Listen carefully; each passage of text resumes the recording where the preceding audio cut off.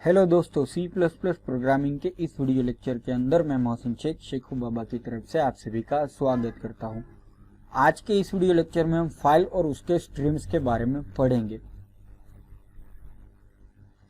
अब तक जो है हम आईओ स्ट्रीम स्टैंडर्ड लाइब्रेरी को यूज कर रहे थे, जो हमें प्रोवाइड करती है CIN और Cout जैसे मेथड को रीडिंग करने के लिए स्टैंडर्ड इनपुट को और राइटिंग करने के लिए स्टैंडर्ड आउटपुट को। इस वीडियो लेक्चर में मैं आपको बताऊंगा कि किस तरीके से आप फाइल के अंदर इंफॉर्मेशन को रीड कर सकते हैं या फिर उसके अंदर इंफॉर्मेशन को राइट कर सकते हैं। तो इसके लिए हमें जरूरत पड़ेगी C++ की स्टैंडर्ड लाइब्रेरी एपस्ट्रीम की। तो एपस्ट्रीम के अंदर 3 नई डाटा टाइप्स को डिफाइन होती है, वो कुछ इस तरीके की है। ऑफस्ट्रीम पहली डाटा टाइप है ऑफस्ट्रीम। तो ये डाटा टाइप रिप्रेजेंट करती है आउटपुट फाइल स्ट्रीम को, और ये यूज होता है फाइल को क्रिएट करने के लिए और उसके अंदर इंफॉर्मेशन को राइट करने के लिए। दूसरा है IF स्ट्रीम। तो ये जो डाटा टाइप रिप्रेजेंट करती है इनपुट फाइल स्ट्रीम को, और ये यूज होता है रीड करने के लिए इंफॉर्मेशन को फाइल से। और तीसरा है F स्ट्रीम। तो ये डाटा टाइप रिप्रेजेंट करती है फाइल स्ट्रीम को जनरली, और उसके अंदर दोनों की कैपेबिलिटी से ऑफ स्ट्रीम और F स्ट्रीम की। इसका मतलब ये हुआ कि ये फाइल को क्रिएट कर सकती है, उसके अंदर इंफॉर्मेशन को राइट कर सकती है और उसके अंदर से इंफॉर्मेशन को रीड कर सकती है। तो C++ में हमें फाइल प्रोसेसिंग करने के लिए हमें जो है एपस्ट्रीम की हेडर फाइल को इंक्लूड करना पड़ता है। जैसे कि हम आईओ स्ट्रीम हेडर फाइल को इंक्लूड करते हैं, वैसे ही हमें एपस्ट्रीम की हेडर फाइल को हमारे C++ सोर्स फाइल के अंदर इंक्लूड करना पड़ता है। ओपनिंग अ फाइल, तो जो है हम फाइल को ओपन करना पड़ता है इससे पहले कि हम उसके अंदर रीड करें या फिर उसके अंदर कोई राइट करें। तो आप जो है वो ऑफस्ट्रीम या फिर एपस्ट्रीम ऑब्जेक्ट को यूज कर सकते हैं फाइल को ओपन करने के लिए, राइटिंग के लिए, और IF स्ट्रीम ऑब्जेक्ट को यूज कर सकते हैं फाइल को सिर्फ रीडिंग पर्पस के लिए ओपन करने के लिए। तो यहाँ पर नीचे दी गई हुई स्टैंडर्ड सिंटैक्स है ओपन फंक्शन की, जो मेंबर है एफ स्ट्रीम, इफ स्ट्रीम और ऑफ स्ट्रीम ऑब्जेक्ट्स का। तो वॉइड ओपन, उसके अंदर 2 पैरामीटर्स है, कांस्टेंट कैरेक्टर फाइल नेम और iOS ओपन मोड। तो ये जो पहला आर्ग्यूमेंट है वो स्पेसिफाई करेगा फाइल नेम और उसका लोकेशन जो हमें ओपन करनी है, और जो दूसरा आर्ग्यूमेंट है वो ओपन मेंबर फंक्शन का वो डिफाइन करेगा मोड, जिसके अंदर हम फाइल को ओपन करना चाहते हैं। तो दोस्तों ये मोड क्या है? दरअसल मोड जो है वो कुछ इस तरीके से है कि iOS ऐप यानी कि अपेंड मोड। तो जो सारे के सारे आउटपुट है उस फाइल के अंदर वो अपेंड होगा एंड के अंदर वो अपेंड हो जाएगा ऑटोमेटिकली। दूसरा मोड है iOS एट, यानी कि जो ओपन फाइल है उसका आउटपुट है उसको मूव करें, उसके रीड और राइट कंट्रोल को फाइल के एंड के अंदर। तीसरा है iOS इन, यानी कि इनपुट मोड। तो इसके मदद से फाइल को हम ओपन करते हैं रीडिंग पर्पस के लिए। चौथा है iOS आउट। तो इसके अंदर हम फाइल को ओपन करते हैं राइटिंग पर्पस के लिए। और आखिरी 5वां है iOS ट्रंक। मान लीजिए कि कई केसेस में ऐसा होता है कि फाइल पहले से ही मौजूद है, तो यहाँ पर जो उसका कंटेंट यानी कि उसके अंदर जो भी डाटा होगा वो ट्रंकेट हो जाएगा, डिलीट हो जाएगा फाइल को ओपन करने से पहले ही iOS ट्रंक मोड के अंदर। तो ओपन करें फाइल को, तो जैसे कि आप कंबाइन कर सकते हैं एक से ज्यादा, 2 से और उससे भी ज्यादा वैल्यूज को ओरिंग की मदद से एक साथ जोड़ सकते हैं। एग्जाम्पल में अगर मान लीजिए कि आप जो है वो राइट फाइल को ओपन करना चाहते हैं राइट मोड के अंदर और उसको ट्रंकेट करना चाहते हैं कि वो पहले से ही मौजूद है, तो उसकी सिंटैक्स कुछ इस तरीके से होगी कि ofstream output file dot open file dot dat, यानी कि फाइल डॉट डेट नाम की फाइल को हमें ओपन करना है। iOS आउटपुट तो राइट मोड में उसको ओपन कर ली, और उसके बाद और तो दूसरे पार्ट में क्या करेगा कि iOS ट्रंकेट। तो अगर फाइल पहले से ही एग्जिस्ट है वैसे केस में फाइल को उसके कंटेंट को ट्रंकेट कर दीजिए।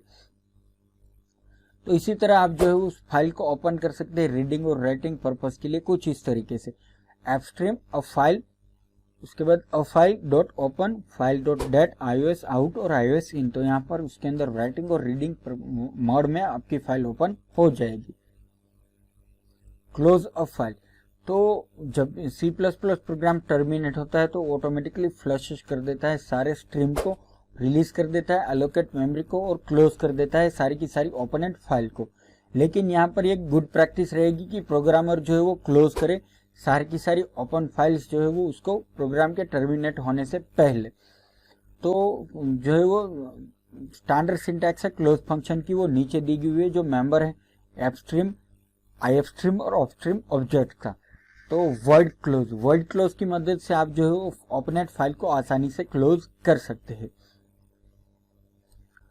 राइटिंग टू फाइल, तो जब भी हम C++ प्रोग्रामिंग करते हैं, हम राइट करते हैं इंफॉर्मेशन फाइल से, फाइल के अंदर हमारे प्रोग्राम से स्ट्रीम इंसर्टेशन ऑपरेटर यानी कि डबल लेस देन साइन की मदद से। जैसे कि हम इस ऑपरेटर को यूज करते हैं आउटपुट करने के लिए हमारे स्क्रीन के ऊपर। तो यहाँ पर डिफरेंस ये हुआ कि सी आउट ऑब्जेक्ट्स की जगह पर हम जो है सिर्फ और सिर्फ ऑफस्ट्रीम और एपस्ट्रीम ऑब्जेक्ट का यूज कर रहे हैं फाइल के अंदर रीडिंग करने के लिए फाइल में से।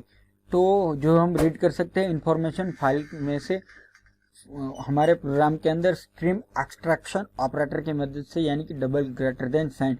जैसे कि इस ऑपरेटर को हम यूज करते हैं इनपुट करने के लिए इंफॉर्मेशन कीबोर्ड से। जो डिफरेंस होगा वो यहाँ पर ये है कि CIN ऑब्जेक्ट की जगह पर हम IFStream और FStream ऑब्जेक्ट का यूज कर रहे हैं।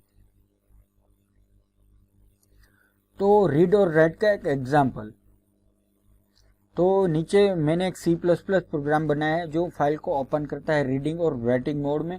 फाइल को ओपन करने के बाद उसकी जो इंफॉर्मेशन उसके अंदर एंटर होगी यूजर के द्वारा, वो स्टोर होगी और file.dat फाइल के अंदर, और प्रोग्राम जो उस इंफॉर्मेशन को रीड करेगा फाइल में से और उसको आउटपुट करेगा हमारी स्क्रीन के ऊपर। तो चलिए एग्जाम्पल को देखते हैं। तो जैसे कि मैंने दोस्तों आपको बताया कि हमें एपस्ट्रीम हेडर फाइल हमारे प्रोग्राम के अंदर इंक्लूड करनी पड़ती है, तो मैंने यहाँ पर उसको इंक्लूड किया हुआ है। फिर मेन फंक्शन के अंदर आते हैं, तो यहाँ पर मैंने कैरेक्टर का एक डाटा बना लिया 100 एरे का उसके अंदर। फिर उसके बाद मैंने ऑफस्ट्रीम का आउटपुट फाइल ऑब्जेक्ट बना लिया। उसके बाद आउटपुट फाइल डॉट ओपन और फाइल डॉट डेट, यानी कि फाइल डॉट डेट नाम की फाइल को हम ओपन करेंगे। सी आउट करेंगे कि राइटिंग टू द फाइल, फिर सी आउट करेंगे एंटर योर नेम, CIN करेंगे गेट लाइन डेटा और 100 कैरेक्टर उसके अंदर स्टोर कर देंगे। फिर आउटपुट फाइल उसके अंदर डाटा को स्टोर कर देंगे, यानी कि आउटपुट फाइल के अंदर हम जो है डाटा को स्टोर कर देंगे।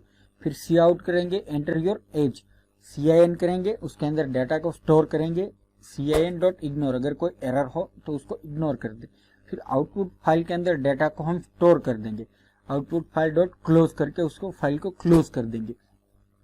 फिर IFStream का एक इनफाइल ऑब्जेक्ट बनाएंगे, इनफाइल डॉट ओपन और फाइल डॉट डेट, उसके बाद सी आउट करेंगे रीडिंग फ्रॉम द फाइल। फिर इनफाइल डॉट डाटा उसके अंदर से डाटा को रीड करेंगे, सी आउट डाटा, तो डाटा को सी आउट कर देगा। फिर से उसको इनफाइल के अंदर से डाटा को रीड करेगा, सी आउट करके हमारे जो है उसको स्क्रीन के ऊपर प्रिंट कर देगा। इनफाइल डॉट क्लोज, तो फाइल क्लोज, रिटर्न 0 से प्रोग्राम को क्लोज कर देते। प्रोग्राम को कंपाइल और रन करते हैं और देखते हैं हमें आउटपुट में क्या मिलता है। तो एंटर योर नेम, तो यहाँ पर मैं अपना नाम डालता हूँ मोहसिन। फिर हम मेरी एज तो 24, तो जैसे कि मैंने डाल रहा हूँ मोहसिन और 24, तो मुझे आउटपुट में वही मिल रहा है। फिर से इसको कंपाइल और रन करके देखते हैं। इस बार दूसरा नाम डालते हैं सुनील, इसकी एज 20, तो यहाँ पर फिर से सुनील और 20 यहाँ पर हमें रिस्पेक्टिवली मिल रहा है। फाइल पोजीशन पॉइंटर, तो बोथ इफ IStream और OStream प्रोवाइड करती है मेंबर फंक्शन रिपोजिशन करने के लिए फाइल पोजीशन पॉइंटर को। ये मेंबर फंक्शन जो है वो एक सीक जी यानी कि सीक गेट IStream के लिए और सीक पुट OStream के लिए। तो जो आर्ग्यूमेंट होगी सीक जी और सीक पी की वो नॉर्मली लॉन्ग इंटीजर होगी, और जो दूसरी आर्ग्यूमेंट होगी वो स्पेसिफाई करेगी सीक की डायरेक्शन को हमें दिखाएगी।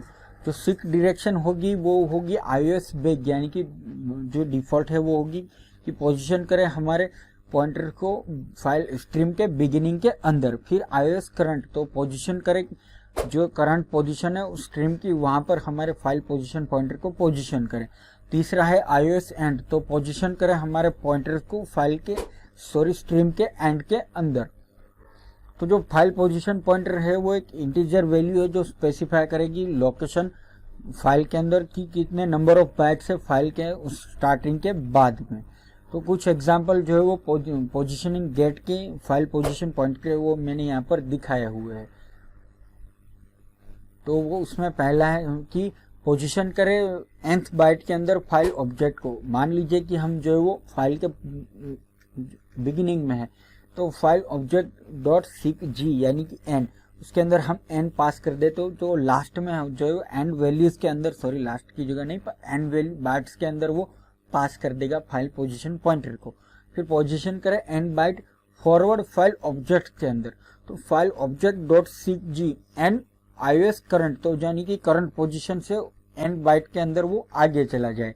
फिर पोजीशन करे एंड बाइट बैक, जो हमारे from end of the file, file के आगे से पोजीशन करे एंड ऑब्जेक्ट को, सॉरी फाइल के आगे पोजीशन करे nth वैल्यूज को, तो file object dot seek G end और iOS एंड यानी कि एंड से nth ऑब्जेक्ट के तक जाए।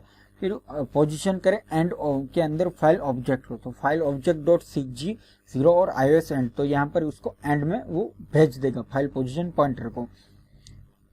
तो दोस्तों ये था मेरा फाइल और उसकी स्ट्रीम्स के ऊपर वीडियो लेक्चर। अगर आपने अभी तक हमें सब्सक्राइब नहीं किया है तो हमें सब्सक्राइब कर ले। इसके अलावा अगर आपको ये वीडियो लेक्चर अच्छा लगा तो आप हमें लाइक दीजिए, और अगर आपको कोई क्वेश्चन है तो आप नीचे कमेंट में पूछ सकते हैं। हमारा वीडियो देखने के लिए थैंक यू, और अगले वीडियो तक के लिए गुड बाय।